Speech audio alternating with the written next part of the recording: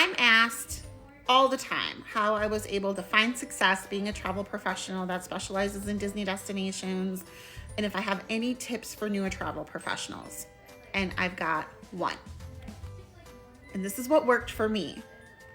Start with your inner circle first. You have to get the support from your friends, your family, your peers, your coworkers. You need to strengthen that. And then as you do, you can slowly expand. But you want to get the support from those folks so that they're booking with you, they're sending referrals, recommendations, etc. But what I find when I talk to travel agents about this is that they're really afraid to make that step and ask for that support because they don't want to come off as salesy or spammy, which totally makes sense. But if you do it the right way, if you're transparent, authentic, and sincere about it, you won't be spammy. Your friends are going to be supporting you. They're going to be your biggest cheerleaders. So here's what I did when I was a brand new agent. And I would say I did this fairly consistently once a month, was making a separate post on my Facebook page. I wasn't sharing my business page. I was making a separate post, usually with a picture of myself, talking about a success story, something fun that was happening in my business, reminding folks what I do, but then also reminding them that it was so important for me to have their support, that this was a business I was so proud of, and giving examples on how they can support me. Letting them know that I cherished deeply any recommendations or referrals that they could send to me, as well as reminding them that I wanted to take care of their bookings and what type of destinations that I could book. And then also letting them know that I greatly depended on reviews on my business page if I had helped them in the past. I was never salesy with these posts or spammy. I always tried to be very authentic and sincere to how I wrote it, as if I was talking to them in a room.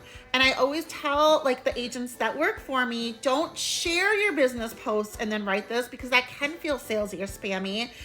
And you want to talk to your friends and family different than how you talk to your clients. It's a different tone.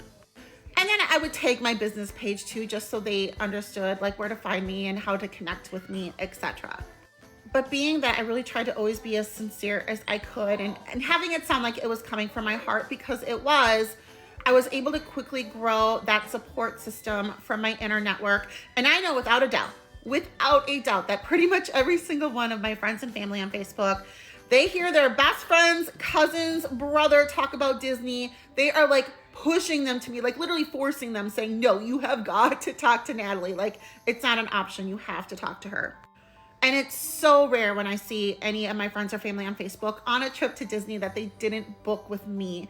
And more times than not, they're repeat customers. They're sending me referrals and reviews. But I'm telling you, it starts with really trying to build that connection and show them what you're doing. And it's okay to tell them how important it is to you that you have their support, and letting them know why you need it.